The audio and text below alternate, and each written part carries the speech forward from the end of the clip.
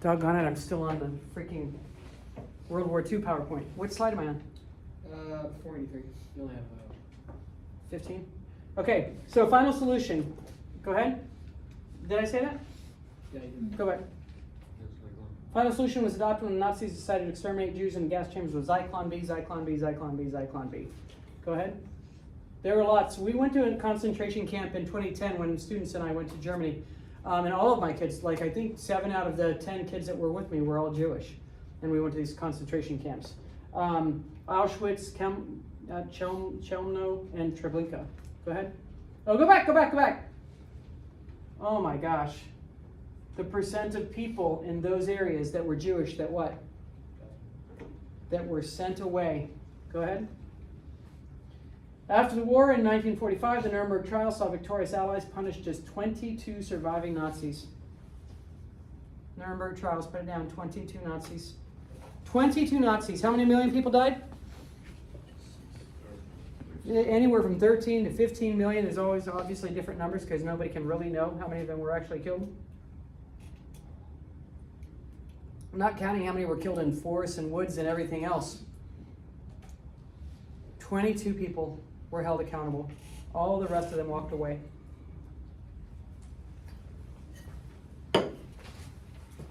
Go ahead. In 1968, anti-U.S. feelings in Cambodia that were associated with the Vietnam War allowed guerrillas called the Khmer Rouge to seize control. Show me that map again. Okay, so Cambodia, Laos, Cambodia, and Vietnam had all been called what? Indochina. So Cambodia, famously, Pol Pot. P-O-L-P-O-T. Put it down. Pol Pot. These are all people that are genocidal rulers. So Pol Pot was the leader that killed lots and lots of people. I think they said it was 1/3 of his population of his country. Like 1/3, 1 out of every 3 people were murdered in Cambodia. Go ahead. Wait, go back. Oh, Richard Nixon's invasion of Cambodia created 130,000 new Khmer refugees, according to the Pentagon. 60% of refugees surveyed in Cambodia's towns gave U.S. bombings as the main cause of their displacement. The U.S. bombardment of the Cambodian countryside continued until 1973. From the ashes of rural Cambodia arose Pol Pot's Communist Party. It used the bombing that Nixon did and the massacre of civilians as recruitment propaganda as an excuse for brutal, radical policies. They said, well, Nixon bombed us. Pol Pot. Oh, that's it. The entire population was forced to become farmers in labor camps. Money was abolished. Books were burned. Teachers, merchants, and almost the entire intellectual elite of the country were murdered. Schools and hospitals were closed, as well as banks and companies. Anything that had any sort of capitalist anything was gotten rid of. Why teachers? Why intellectuals? Why professors? That we could convince you of how wrong it is what they're doing. The Communist Khmer Rouge was led by Pol Pot, who wanted to return Cambodia to year 0 by eradicating all Western influence. Go ahead. Go ahead. Yep. We don't have time to go through all of it. More than 1 million were killed in Cambodia, as also known as the killing fields, especially intellectuals, professionals, and minorities. The killing fields. Put that down, Cambodia. Can you put a sticky note for me to watch this? The killing fields. What was her name? Oh, you would know her anyway. A famous actress was in The Killing Fields, and it's literally a movie about Cambodia. The Killing Fields. I think I want to watch that. Sally Field. Have you heard of Sally Field? No? Go ahead. Wait, go back. What are we looking at? Skulls. Go ahead. And then in 1994, genocide occurred in Rwanda, Africa, as the Hutus, 85% of the population, and Tutsis struggled for power. Who's heard of Hotel Rwanda? Put that down. It's a great movie. It explains this whole freaking thing. It is such a good movie. Put that one down too. I think I'll watch that too. You put it on the same one, or is it not enough room? Okay. Hotel Rwanda. So here's the crazy part. This is how colonialism and colonizing happened. Is that, ready? The Tutsi are 14% of the population. They tended to be taller and had narrower noses. And the Hutu were shorter and had wider noses. They literally looked at their noses and they looked at who they were to discern who was Hutu and who was Tutsi. And the Tutsi, I think it was Belgium. I think Belgium had Rwanda. I feel like it's Belgium. And the Tutsi were the favored humans. They were the favored people of the Belgians. So the Tutsi worked with the colonizing Belgians to control the country, controlling more than 85% of Hutu, which were the majority. So in the Rwandan massacre, the Hutus took over, and the famous phrase was cut the tall trees. Cut the tall trees, meaning kill the tall trees. And most of the massacre happened with machetes. People were just absolutely destroyed with machetes. I don't even know if I started it. Oh, I did. Hi. In the middle of a genocide. Cut the tall trees. It's such a sad movie. It's such a sad movie. Watch Hotel Rwanda. Again, these are like great EBDs in your future. Go ahead. Wait, go back. They're showing you how they look different. The narrower noses, the taller. Go ahead. Go ahead. Hutu extremists with government support launched a massacre against Tutsis. 800,000 Tutsis were killed in just a few months. That's what the entire Hotel Rwanda is about. And what did we do? All the Europeans, all of the industrial powers. Nothing. Absolutely nothing. Even the United Nations peacekeepers that went in there didn't fight against them. Nothing. We did nothing. Go ahead. The genocide ended when the Tutsi rebel army seized control of the government and the world did nothing to stop the obvious human rights abuses. Go ahead. Was that it? Yep. Okay. Yeah. Uh-huh. Could I have a tissue, please?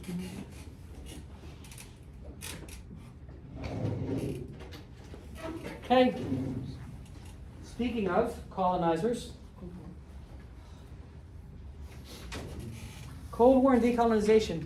Before I forget to say it, make sure that you know that 1946 to the present is called the Great Acceleration. Put it down. It's called the Great Acceleration from 46 to the present. Why? What are the three things that we make in the United States of America, Gianni, after World War II? Appliances. Houses. Cars.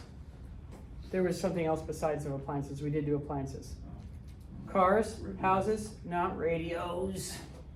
It's 1945. TVs. TVs.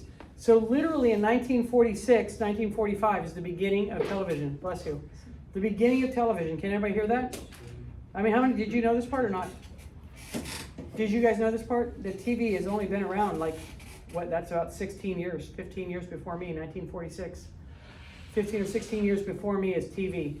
So TVs, cars. Now we made cars before, but then a lot of people lost cars in the Great Depression. They didn't have their cars. And then we mass produce houses. Who has a house that is very similar or exactly the same as somebody else's house? Right, because they're so mass producing. Do you know, like right now, it's even worse. Most of our neighborhoods that are older have 4, maybe 5 different houses. Now there's like 2 or 3. Have you seen this gentrification? Now they just make them all exactly the same. They're not even different anymore. They just make them all exactly the same. So explain the historical context of the Cold War after 1945. Who are the parties in the Cold War? United States and Soviet Union. And then in the future, who else? The other Chinese, the other communist power, China. Go ahead. Oh, all right. In November 1943, in the Tehran Conference, the big three, FDR, Churchill, and Stalin, make sure you know those are the big three. These are the people that are going to decide the fate of everybody in the war. Met at the Tehran Conference deciding that the Soviet Union would liberate Eastern Europe and the US and Britain would liberate Western Europe. That D-Day would happen, that there would be a two-front war again. Got it? The Tehran Conference is saying that there will be a two-front war again, and that Europe, Britain and the United States will liberate Western Europe, and that Stalin will liberate Eastern Europe. Go ahead. Why does Stalin get most of this then? Because he liberated Eastern Europe. Okay, February 45. Wait, go back. The Yalta Conference. Did I tell you guys Yalta divide that up? Yalta divide that up. Yalta divide what up? Germany. Germany. The Yalta Conference is specifically talking about what to do with Nazi Germany after the war ends. So divide that up. Can you hit escape and fix that for me?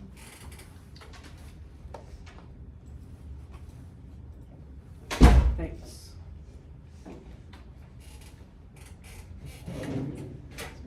They met at the Yalta Conference to discuss the reorganization of Europe after the war. Victory was certain at this point. Okay? FDR wanted free democratic elections in Eastern Europe, and he hoped for a diplomatic solution with the USSR, thinking the US would not support the war. So ready? FDR and Uncle Joe, he would call him literally Uncle Joe. FDR and Uncle Joe had an actually pretty good relationship, and then FDR dies.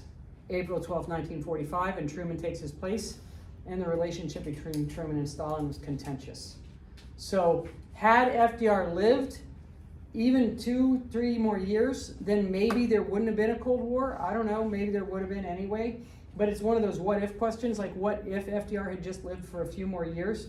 Because he and Stalin had a pretty good relationship, so it wouldn't have been a contentious relationship that's going to follow when Truman takes over. Europe, oh yeah, go ahead. Stalin hoped Eastern European countries under Soviet control could act like a buffer against the West. FYI, I put it down, they're going to be called satellite states. The states of the Soviet Union, put it down, they're called satellite states.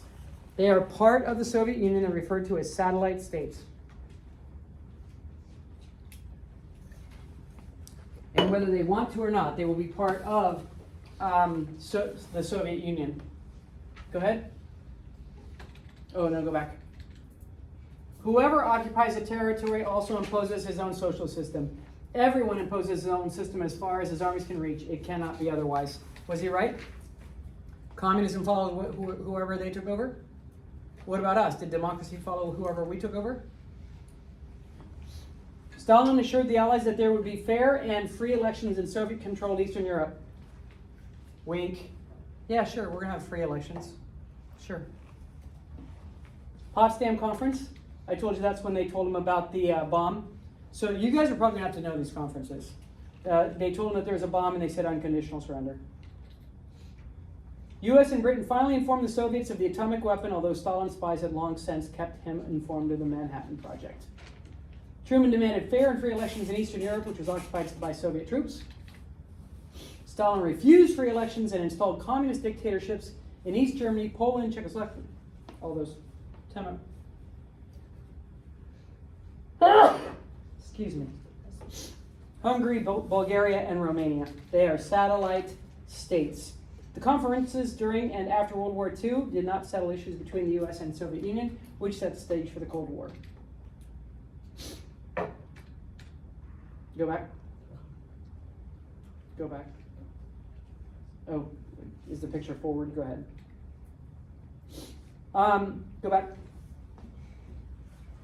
Okay, above 10%, right? So all of these have some bit of deaths as a percent of the population. Oh, above 10%. World War I and World War II, who's always the worst? Russians. Go ahead. Firebombing of Warsaw, Poland, September of 1939. We did that. No. Warsaw. That's Nazis. Sorry, go ahead. London, England, the Blitz, that's Nazis. September 40 to May of 41. You should have put that down already, the Blitz. Remember, that's when he bombed civilian centers, when he should have bombed military installations. That's all of the major cities. Go ahead. Siege of Leningrad, September 41 to January of 44. 3 years. Could I have another tissue, please? Took a long time because lots and lots of big country and lots of people. Go ahead. Battle of Moscow, September 41 to April of 42. This is when the Soviet Union is coming to liberate Germany. And then all of these, the 1,000 plane raid. This is a very cool thing to put down. As EBD, the 1,000 plane raid was in May of 42. And literally, the British and United States sent 1,000 planes to firebomb Cologne, Dresden, all of these places. 1,000 planes. How many of you, if 1,000 planes were flying overhead and not bombing you, you would be like, what in the hell is happening? But then if they were bombing you too, 1,000 plane raid. 1,000 plane raids. That's us. We did that. Stalingrad, that's, I think, the tank battle? I don't know. There's a famous tank battle. Kursk? Or something? Go ahead. Firebombing of Milan, Italy. Berlin. Rome. That's us. This is all us bombing all of this. The Allies. Go ahead. Dresden. Tokyo. This is what I was telling you. 2,000 tons of firebombs in one night. 80 to 100,000 killed in the worst single firestorm in world history. Put it down. Tokyo, Japan, March of 45. The worst worst firestorm in world history. 2,000 tons of bombs in 24 hours. 2,000 tons, the firebombing of Tokyo. Go ahead.